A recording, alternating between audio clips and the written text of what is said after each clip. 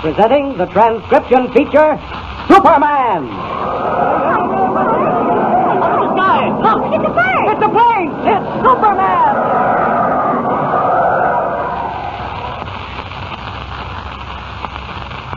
And now, Superman, strange visitor from the planet Krypton, who came to Earth with physical powers far beyond those of mortal men, and who fights a never-ending battle against crime and injustice, disguised as Clark Kent, mild-mannered reporter for a great metropolitan newspaper. The mystery surrounding the identity of Sidney Rycroft, British explorer, grows more baffling with each passing minute. Two people, a man and a woman, claim to be the real Sidney Rycroft. Of the two, Clark Kent is inclined to believe the story of the woman. In our last episode, we heard how Kent, as Superman, went to the rescue of Miss Rycroft, who had been captured by an Egyptian named Humi. The Egyptian, with his men, is searching for the sacred black pearl of Osiris, which he believes the woman has in her possession. Tumbleweed Jones, disobeying Kent's orders, also came to Miss Rycroft's rescue and was wounded in the struggle that followed. It was then that Superman stepped in and saved both Tumbleweed and Miss Rycroft. As our last episode ended, Tumbleweed at the hospital had just called Clark Kent and talked with Jimmy Olsen. As he hung up the phone after telling Jimmy where he was and what had happened to him, the door of the darkened hospital room opened and... But wait. Listen. Yeah? Who is it? That you, nurse?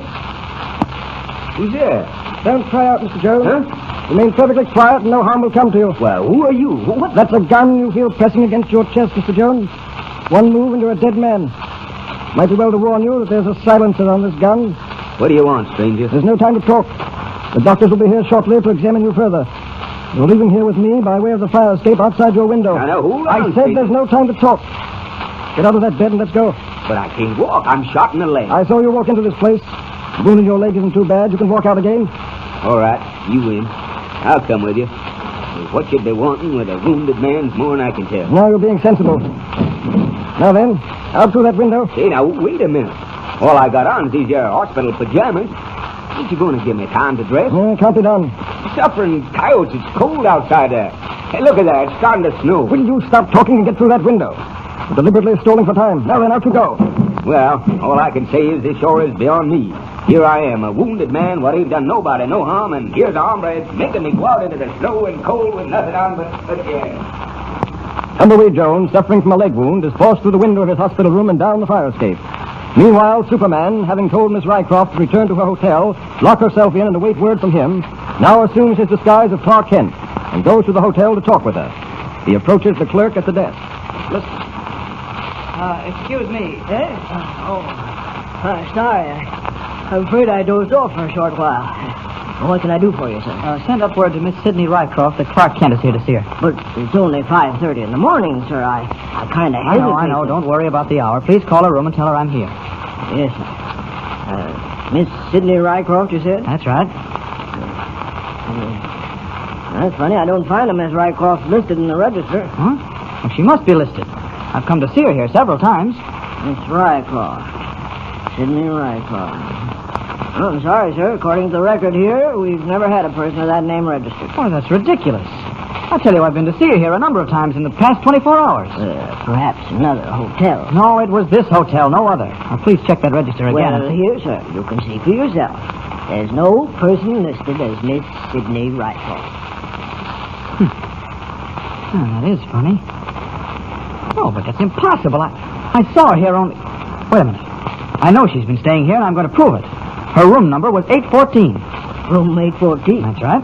I'm sure you've made a mistake now, sir. Oh, what do you mean? Well, no one has ever stayed in room 814. What? That's always been used as a room for storing cleaning equipment, vacuum cleaners, brooms, and so on. Anything that the maids might use in cleaning up.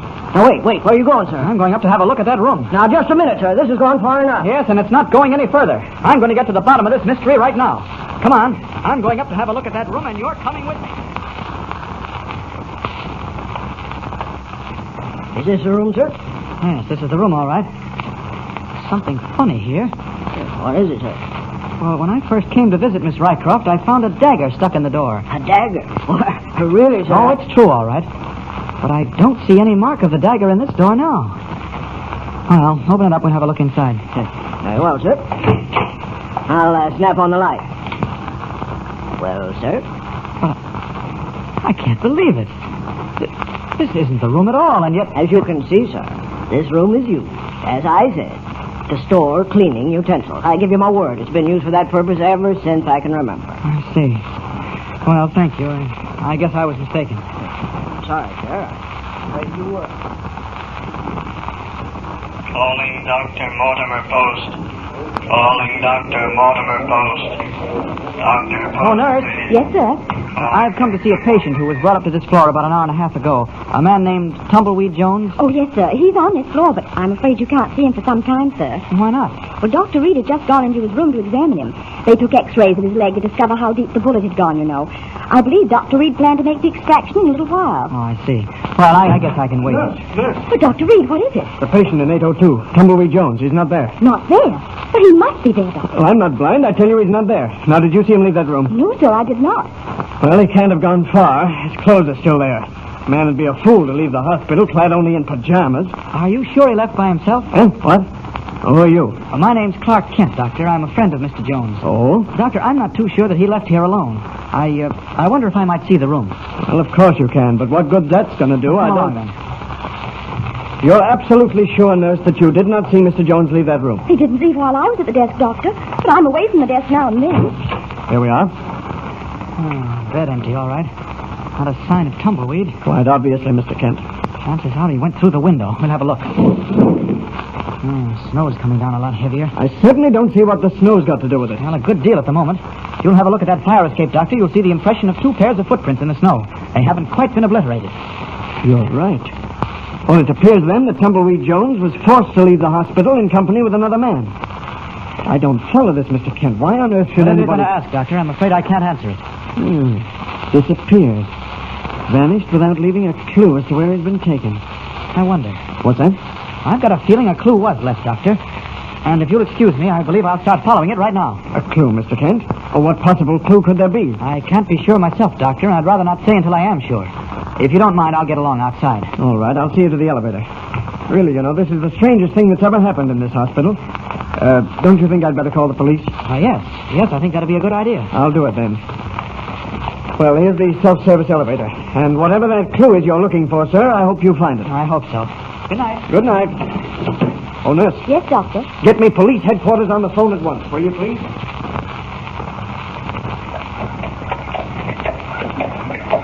The only sign of life out here is that milk wagon. Must be nearly dawn. Better make my way around to the alley where the fire escape outside Tumbleweed's window leads to. I can only find the clue. Snowing quite heavily. There's practically no traffic at all this time of the morning. My only hope is that Tumbleweed was taken away in an automobile. If he was, I may be able to follow the tracks in the snow. Ah, here we are. There's the fire escape leading from Tumbleweed's room. Yes, there are the tracks of a car. Not very clear, though. Following those tracks will take supervision. Yes, this certainly is a job for Superman. Here come the cops. Well, whatever I do must be done fast, so... Up! And away!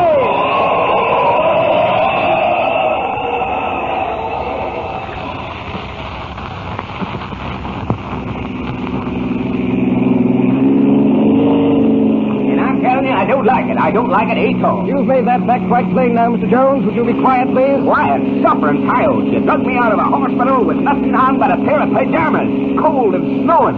And a bullet hole in my leg to boot. And then you got the confounded nerve to ask me to be quiet. Brother, you're saddling the wrong bronc. Now, look here, Mr. Jones. I'm trying to be as sporting about this as possible. I could as easily shoot you here and now. Yeah, that's another thing I don't like. You driving at 60 miles an hour and using only one hand. Why, these roads are so slippery. It's necessary for me to keep you covered with this little automatic. Hence, I must drive with only one hand. Now, will you please be quiet? I'll shut up after you tell me what's going on here and not before that. Now, what's the idea? What are you after me for? I ain't done nothing. True, you have done nothing. You're the unfortunate victim of circumstances. What you driving at? What you going to do with me? I can't tell you that. First, you wouldn't believe me. Second, it's none of your business. Ain't none of my business. Why, you hornswoggled coyote. How come you... Quiet. I'm danged if I'll be quiet. Quiet or I'll kill you here and now. Kill me now? And you were thinking of killing me. I didn't say that. You didn't have to. Say, this is a bridge we're going over now, ain't it? Yes. That's the South River below us. South River. Oh. I hear tell how the currents in that river down there is pretty strong. Interesting. Yeah, it is, kinda. Because I just got me an idea. Exciting. And my idea is this. If I'm going to die later, I might as well die now and take you with me. Let go of that gun. Lest you take your hand off the wheel. Look out for Skinny. Yeah, we're going to crash. You fool! Right off in the front.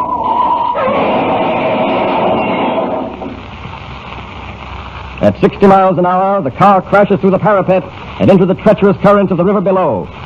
Will Superman, following the tracks of the car in the snow, arrive on the scene in time to save Tumbleweed? And what is the solution to this baffling mystery? Be sure to hear the next episode of our thrilling and baffling story with Superman.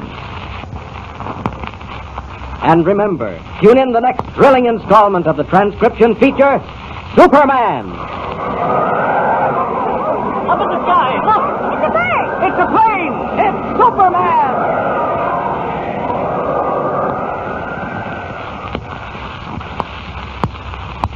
Superman is a copyright